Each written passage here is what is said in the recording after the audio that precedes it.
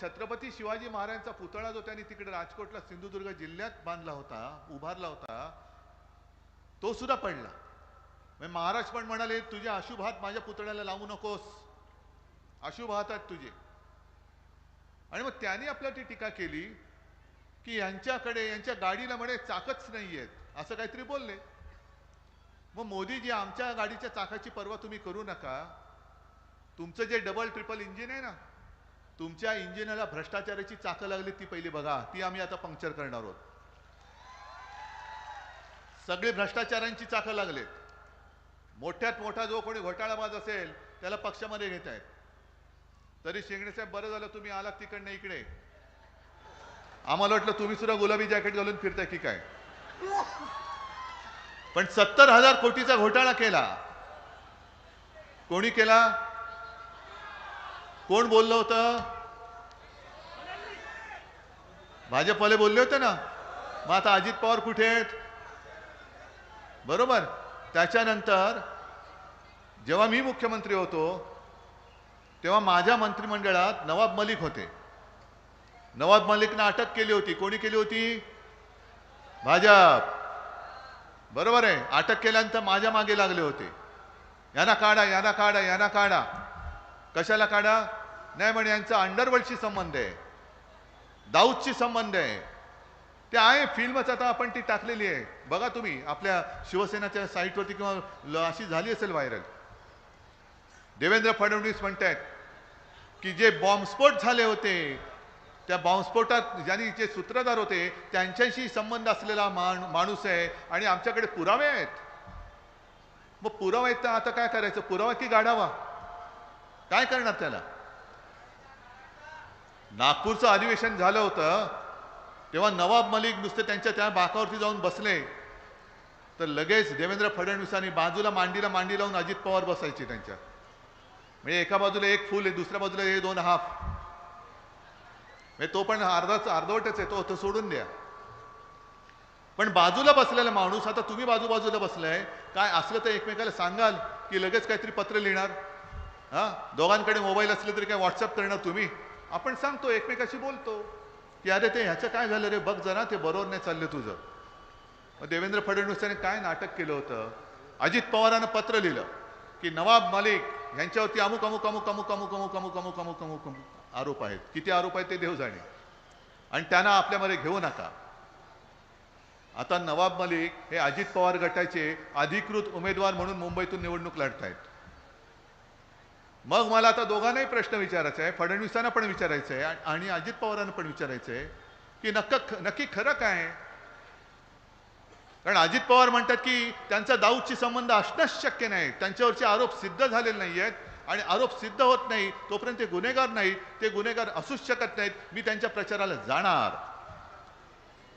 त्यांना तुरुंगात टाकलं होतं म्हणून म्हणजे काय ते गुन्हेगार नाहीत? आणि भाजपने जाहीर केलंय की आम्ही यांच्या प्रचाराला जाणारच नाही. मग खरं कोण बोलतंय, खोटं कोण बोलतंय? नवाब मलिक गुन्हेगारांच्या संबंधित आहेत तर ते निवडणूक लढतायत तुमच्या महायुतीतून. मोदीजी, तुमचं कुठलं चाक तिकडे फिरते ते बघा, कोणतं चाक लागले तुमच्या इंजिनाला ते बघा. नवाब मलिकचं चाक नेमकं काय आहे? आणि जर का ते गुन्हेगार असतील तर मोदींना किंवा फडणवीसांना चालतात कसे, हा प्रश्न आहे. आणि गुन्हेगार नसतील तर निरपराध माणसाला तुरुंगात ज्यांनी टाकलं त्या भाजपासोबत अजित पवार कसे, हे अजित पवार यांनी उत्तर द्यावं. काय उत्तर तुम्ही देऊ शकता? पण दोघांपैकी एक कोणतरी खरं बोलतंय, कोणतरी खोटं बोलतंय. मग मोदीजी, पहिले तुमच्या बुडाखाली काय जळते ते बघा, आणि मग तुम्ही आमच्या महाविकास आघाडीची चिंता करा. आम्हाला माहिती आहे आम्ही कोण आहोत. आज सुद्धा माझ्याकडे काहीही नसताना ही जनता माझ्या सोबत येते, काय म्हणून येते? काय असं माझ्या हातामध्ये? हा ठीक आहे, हे रुद्राक्ष आहे, ती मला आवडतं, माझ्या वडिलांकडनं काहीतरी घराणेशाहीची परंपरा म्हणून मी रुद्राक्ष घेतली. दुसरं काय माझ्याकडे? माझा पक्ष तुम्ही चोरलात, माझं चिन्ह तुम्ही चोरलात. अरे स्वतःच्या वडिलांचं नाव लावायला लाज वाटते म्हणून तुम्ही माझ्या वडिलांचं नाव सुद्धा चोरलं. आज तुम्ही बघा, प्रत्येक मतदारसंघात प्रत्येक पक्षाच्या पोस्टरवरती माननीय हिंदू हृदय सम्राटांचा फोटो आहे. ही आपली पुण्याई, ही आपली कमाई आहे, हे बाळासाहेबांचं कर्तृत्व आहे. म्हणजे भाजपच्या पोस्टरवर कदाचित मोदी नसतील, कारण मोदींचं नाव आता महाराष्ट्रात चालत नाही. मोदी गॅरंटी चालत नाही, संपली मोदी गॅरंटी. इकडे फक्त एकच गॅरंटी चालते, ती शिवसेना प्रमुख बाळासाहेब ठाकरे यांची. अगदी मिंदेना चुरा आला तर विचारा, कदाचित येईल, कारण गद्दार त्याचाच आहे. मूळ गद्दारीचा नेता तोच आहे. त्याच्यामुळे तो जर का गद्दार आला तर त्याला म्हणा, अरे तुझ्या वडिलांनी असा काय गुन्हा केला की तुला तुझ्या वडिलांचं नाव लावायला लाज वाटते? मी माझं नाव लावतो ना, उद्धव बाळासाहेब ठाकरे. उद्धव ठाकरेला किंमत नाहीये, मध्ये बाळासाहेब आहेत त्याला किंमत आहे, म्हणून मी आणि तुम्ही एकत्र आलेलो आहोत. नाही तर गद्दारीचं पीक अमाप आलेलं आहे. पण स्वतःमध्ये काहीतरी हिंमत पाहिजे. मोदीजी, तुम्हाला सुद्धा काहीतरी वाटायला पाहिजे की ज्या बाळासाहेबांमुळे तुम्ही तिकडे बसलात, नाही तर अटलजींनी तुम्हाला केराच्या टोपलीत टाकलं होतं, त्यांचा पक्ष तुम्ही संपवायला निघालात. काय 5 वर्षामध्ये असं काय आम्ही पाप केलं होतं? जो शब्द तुम्ही आम्हाला दिला होतात तो शब्द पाळला असता तरी ही वेळ तुमच्यावरती आली नसती आणि भाजप आज महाराष्ट्रामध्ये संपायला आलेला आहे, तो भाजप महाराष्ट्रात संपला नसता, जो आज तुम्ही तुमच्या पक्षाने संपून टाकले. त्याला खरात साहेब, तुम्ही शेतकऱ्यांबद्दल बोलत होतात. मला माहिती आहे ना, मी शेतकरी नाहीये, पण याचा अर्थ असा नाही की मी माणूस नाहीये. मी माणूस आहे आणि शेतकऱ्याची दुःख कळण्यात की माणूस की माझ्यामध्ये नक्की आहे. आणि म्हणूनच मी मुख्यमंत्री होतो तेव्हा नागपूरच्याच अधिवेशनामध्ये महाविकास आघाडीच्या सरकारने महाराष्ट्रातल्या शेतकऱ्यांना 2 लाखापर्यंत कर्ज मुक्त करून टाकलं होतं. केलं होतं की नव्हतं आणि मिळालं होतं की नव्हतं हे मला सांगा. मी काय उपकार केले होते तुमच्यावर? मी काय उपकार नव्हते केले. मी एकही कार्यक्रम असा नव्हता केला की शेतकऱ्यांना बोलवून मिळालं की नाही, मिळाले की नाही, मिळालं की नाही, नव्हतं केलं. कारण मी जे केलं ते माझं कर्तव्य केलं होतं आणि पैसे तुमचेच होते, तुमच्या म्हणजे आपल्या जनतेचेच पैसे होते, त्यातूनच मी तुम्हाला कर्जमुक्त केलं होतं. दुर्दैवाने सरकारने पाडलं. हे सरकार जर का त्यांनी पाडलं नसतं तर कदाचित मी या 5व्या वर्षी सुद्धा माझ्या शेतकऱ्याला कर्जमुक्त पुन्हा करून दाखवलं असतं. जे जे काही करता येणं शक्य होतं ते मी करत होतो, मंत्रिमंडळ करत होतो. सोयाबीनचा भाव तेव्हा काय होता हे आज तुम्ही मला सांगा ना. कापसाचा भाव काय होता त्यावेळेला? होता ना 10,000च्या वर होता की नव्हता? कापसाला भाव सुद्धा आत्तापेक्षा जास्त होता की नव्हता? आज कापूस खरेदी होतच नाहीये. होते कापूस खरेदी? कारण काय सांगतायत? कापूस ओला आहे, बरोबर ना? मग सगळे शेतकरी, कोणतंही पीक असो, सोयाबीनचा शेतकरी रडतोय कारण खाद्यतेलाची आयात करतायत, आयात शुल्क माफ करून. म्हणजे आयात शुल्क त्यांना माफ केलं, त्यांचं तेल आयात केलं, मग माझ्या सोयाबीनचं सगळं भाव पडतोय, शेतकरी आत्महत्या करतोय.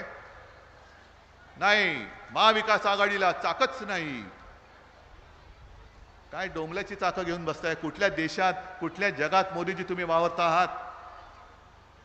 जो शेतकरी माझ्या देशाचा नव्हे जगाचा अन्नदाता आहे तो रडतोय. बरं, त्याला हमीभाव मिळत नाहीये. शेतकऱ्याचा जो शेतीसाठी लागणारा खर्च आहे तो वाढत चाललेला आहे. तुम्हाला प्रत्येक गोष्टीवरती जीएसटी लागतोय ना? खतावरती लागतोय, कीटकनाशकावरती लागतोय, बी बियाणावरती, शेतीच्या अवजारांवरती. तिकडे जीएसटी, तो जीएसटी खालीवर नाही होत. पण जे तुम्ही सोनं पिकवता त्या सोन्याला भाव देताना यांची संपूर्णपणे जी काही वृत्ती आहे ती वृत्ती आपल्याला दिसते. म्हणजे जीएसटी कचकावून तुमच्याकडनं घेतात, पण भाव देताना, हमी भाव देताना नाही, तुमचा कापूस ओला आहे, याला मागणी नाही, खरेदी केंद्र चालू करू. ही काय? या सगळ्या अन्यायाच्या विरुद्ध ह्यांना आता घरचा रस्ता दाखवणं याच्याशिवाय दुसरा पर्याय आपल्या हातामध्ये नाहीये. मी मगाशी तिथल्या एक सभेमध्ये होतो आणि तिकडे मला वाटतं कोण आपलं राहुल बोंद्रे,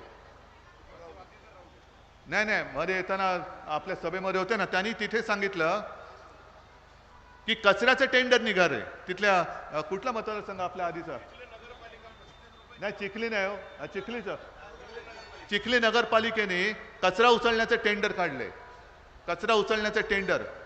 आणि त्याचा भाव काय माहिती आहे तुम्हाला? कचरा 1 किलो कचरा उचलायला 35 रुपये.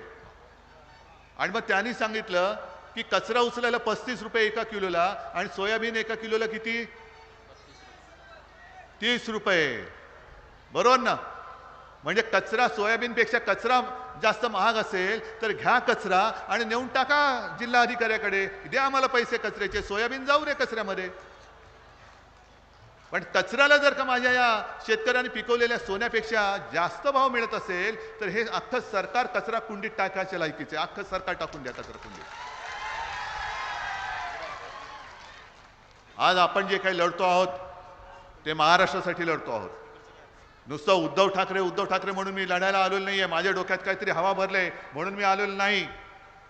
माझा अख्खा महाराष्ट्र हे लुबाडून नेत आहेत. माझा पक्ष तर फोडलाच, दरोडेखोरांनी माझे आमदार पळवले, खासदार पळवले, पण आज अख्खा महाराष्ट्र उचलून ते गुजरातच्या चरणी नेऊन टाकतायत. हे मी बघू शकत नाही म्हणून मी मैदानामध्ये उतरलेलो आहे.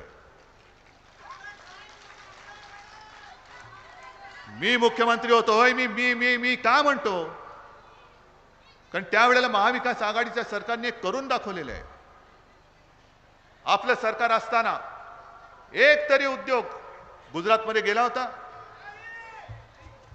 एक तरी रोजगार गुजरातमध्ये गेला होता?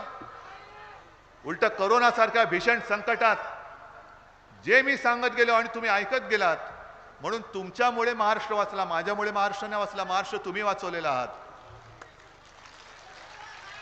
उत्तर प्रदेशमध्ये चिता पेटल्या होत्या, गुजरातमध्ये सार्वजनिक चिता पेटल्या होत्या, पण माझ्या महाराष्ट्राने जे जे मी सांगत गेलो ते ऐकत गेले आणि खरोखर तुम्ही कमाल केलीत आणि महाराष्ट्र केवळ आणि केवळ तुमच्या सहकार्यामुळे वाचला. पण त्याही लॉकडाऊनच्या काळामध्ये आपण करार करत होतो, सामंजस्य करार, 6.5 लाख कोटीचे करार हे आपण केलेले होते. महाराष्ट्रामध्ये हे उद्योग येत होते. टाटा एअरबसचा उद्योग सुद्धा महाराष्ट्रामध्ये आपल्या विदर्भात नागपूरमध्ये आपण आणत होतो, त्यांच्याशी बोलणी सुरू होती, जमीन त्यांना दाखवत होतो.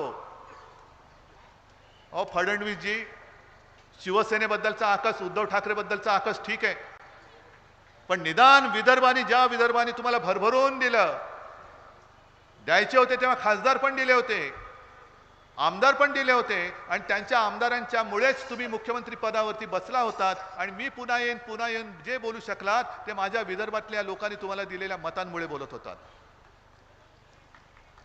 पण गेल्या या सगळ्या वर्षांमध्ये अगदी मोदीजींना सुद्धा आले तर विचारा, 14 साली तुम्ही बोलला होतात की दरवर्षी 2 कोटी लोकांना मी रोजगार देईन. किती लोकांना इकडे रोजगार मिळाले? 2 तरी लोकांना मिळाले असतील तर मी काही हरायला तयार आहे. मग विदर्भात येणारा उद्योग टाटा एअरबस कुठे गेला? कुठे गेला? गुजरात. बघितलं ना तुम्ही? बरं, एवढी मस्ती आलेली आहे की महाराष्ट्रामध्ये निवडणूक आहेत आणि महाराष्ट्रात निवडणूक असताना महाराष्ट्राने मतं दिली काय नाही दिली काय परवा नाही, पण महाराष्ट्रात निवडणुकीच्या तोंडावरती महाराष्ट्रात येणारा उद्योग आम्ही गुजरातमध्ये सुरू करून दाखवला. मग तुम्ही सगळेजण आणि तुमची मुलं बाळं इथून उठून काय गुजरातमध्ये नोकरी करायला जाणार? आणि तुम्ही बाकी इथले शेतकरी काय असंच मरत राहणार, आत्महत्या करत राहणार? सोयाबीनला भाव नाही, कापसाला भाव नाही, याला भाव नाही, त्याला भाव नाही. अरे ज्यांना भाव द्यायचा नाही त्यांना भाव आता देऊ नका तुम्ही.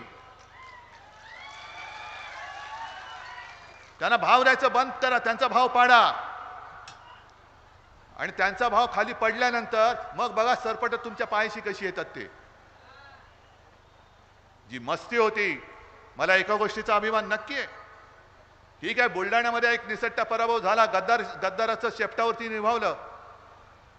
आता निवडणूक झाली तर शेपूट सुद्धा जागेवर ठेवणार नाही. आणि यावेळेला या विधानसभेत ह्या गद्दाराचं शेपूट सुद्धा जागेवर ठेवायचं नाही. अरे कोणी मोठा केला तुला? शिवसेनेने उमेदवारी दिली. काय होते, कोण होते? साधे साधे कार्यकर्ते. केवळ आणि केवळ शिवसेना नावाचा शेंदूर त्यांना लागला म्हणून तुम्ही सगळे लोकांनी त्याला देव मानलात, पण निघाला धोंडा. या धोंड्याला आता परत उभं करायचं नाही. झाली चूक झाली, तुमची झाली, माझी पण झाली, कारण मीच त्यांना उमेदवारी दिली होती. पण एक माणूस गद्दार झाला म्हणून माझी ही सगळी जीवाला जीव देणारी माणसं गद्दार होऊ शकत नाहीत. मेकर हा मतदारसंघ होय माझा आहे, मतदारसंघ हा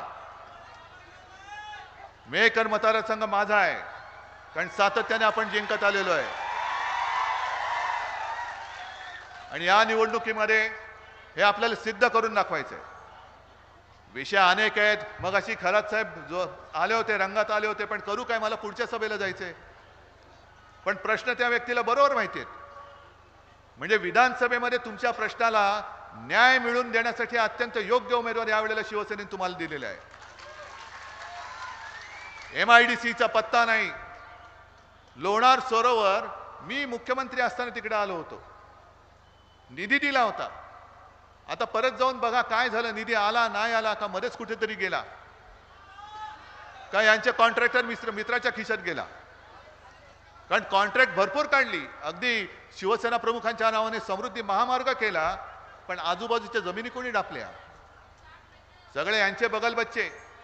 कॉन्ट्रॅक्टर यांचेच किती टक्के, 60. अरे बापरे, म्हणजे कर्नाटक सरकार जे यांचं होतं भाजपचं ते 40% वालं होतं. म्हणजे बाकी ठिकाणी महाराष्ट्र मागे चाललंय. म्हणजे चांगलं औद्योगिकरण करायचं त्याच्यात मागे चाललंय, आरोग्य सेवेत महाराष्ट्र मागे, पण भ्रष्टाचारामध्ये महाराष्ट्राचे पाऊल पडते पुढे. म्हणजे 40%चे 60%, 60%चे आणखीन टक्के, आणि मोदीजी सांगतायत की आमच्याकडे चाकच नाहीये. ही अशी सगळी थोतांड, ही सगळी नाटकं. आणि म्हणून आपण जो काही वचननामा दिलाय, हा वचननामा छोटा खिशात ठेवण्याचा आहे, पण मोठा वचननामा दिलेला आहे. आणि त्या वचननाम्यातली जी वचनं आहेत ती वचनं तुम्हाला तुमच्यापर्यंत आता हळूहळू पोचायला लागलेली असतील. पोचतायत ना. परवाकडे मी, राहुल गांधीजी, शरद पवारजी, महाविकास आघाडीतर्फे एक पंचसूत्री जाहीर केली. सविस्तर जाहीरनामा उद्या प्रकाशित होतोय. पण शिवसेना म्हणून एक मला असं वाटलं की एक वेगळं आणखीन काहीतरी त्याच्यात द्यावं, म्हणून काय काय गोष्टी ज्या मी सांगितलेल्या आहेत, की जसं मी सांगितलं की महाराष्ट्रातल्या प्रत्येक जिल्ह्यात मी छत्रपती शिवाजी महाराजांचं मंदिर बांधणार म्हणजे बांधणारच. देवेंद्र फडणवीस आडवे आले तरी मी बांधणार. देवेंद्र फडणवीस आडवे आले तरी सुद्धा मी मंदिर बांधणार. नागपूरमध्ये पण बांधणार आणि सुरतेमध्ये पण बांधणार. आणि महागाईला रोखण्यासाठी 5 जीवनावश्यक वस्तूंचे भाव हे स्थिर ठेवणार म्हणजे ठेवणारच. आणि त्याच्यात सुद्धा शेतकऱ्याचं 1 रुपयाचं नुकसान होऊ देणार नाही. मुलींना जसं मोफत शिक्षण आहे तसंच माझ्या महाराष्ट्रातल्या मुलांना सुद्धा मी मोफत शिक्षण देणार म्हणजे देणारच. आणि मुद्दामून मी तुम्हाला सांगतोय, मुंबई सध्या कोणाच्या घशात घातली जाते? मुंबई कोणाच्या घशात घातली जाते? कोणाच्या? तुमच्यापर्यंत पोहोचलं? मुंबई अदानीच्या घशात घालतायत. आपलं सरकार आल्यानंतर पहिल्यांदी त्यांच्या घशातली मुंबई मी काढून घेणार म्हणजे घेणारच. आणि धारावीच्या निमित्ताने मुंबईत आणि मुंबई परिसरात जी 1001 एकर जमीन आजपर्यंत त्यांना दिले, ती जमीन परत घेऊन माझ्या महाराष्ट्रातल्या जे युवक असतील, युवती असतील, त्यांना तिथे मुंबईत आपल्या हक्काच्या राजधानीत राहण्यासाठी परवडणाऱ्या किमतीतली घरं बांधून देणार आहे. या मुंबईमध्ये या, मुंबई तुमची सुद्धा आहे, मुंबई आपली आहे, मुंबई महाराष्ट्राची आहे, मोदी शहांची नाहीये, अदानीची अजिबात नाहीये. ही मुंबई आपण रक्त सांडून मिळवलेली आहे. आणि या मुंबईवरती महाराष्ट्राचा आणि विदर्भाचा सुद्धा तेवढाच अधिकार आहे. विदर्भातल्या सर्व युवक आणि युवतींनी ज्यांना मुंबईमध्ये यायचंय, हे सरकार आणा, मी परवडणाऱ्या किमतीत तुम्हाला घर देतो, तुम्ही मुंबईमध्ये येऊन स्वतःचं हक्काचं घर घ्या आणि मुंबईमध्ये स्थायिक व्हा. अहमदाबादमध्ये जाण्यापेक्षा मुंबईमध्ये या. त्याच्यानंतर सरकारी कर्मचाऱ्यांना सुद्धा निवृत्त झाल्यानंतर जुनी पेन्शन योजना लागू करणार आहोत. अशा अंगणवाडी सेविकांना सुद्धा मानधन वाढवून देणार आहोत. 25 लाखापर्यंत कॅशलेस मेडिकल ट्रीटमेंट ही आपण देणार आहोत. अनेक रुग्ण ज्यांना डॉक्टर सांगतील की ही औषधं तुझ्यासाठी अत्यावश्यक आहेत, ती औषधं सुद्धा आपण मोफत देणार आहोत. बऱ्याच गोष्टी करायच्या आणि करायचे की नाही हे तुम्ही ठरवायचे. महाराष्ट्राचं आपलं मराठीपण, आपला महाराष्ट्राचा स्वाभिमान, म्हणून मी त्याच्यावरती लिहिलेलं आहे की स्वावलंबी महाराष्ट्र आणि सर्वोत्तम महाराष्ट्र, कुटुंब प्रमुखाचा वचननामा म्हणूनच मी दिलेला आहे हा. कारण तुम्ही मला सगळ्यांनी कुटुंब प्रमुख मानलात. मग कुटुंब प्रमुख म्हटल्यानंतर महाराष्ट्र हे माझं कुटुंब आहे आणि महाराष्ट्र हे कुटुंब म्हटल्यानंतर माझं कुटुंब ही माझीच जबाबदारी आहे आणि ती मी घेतोय.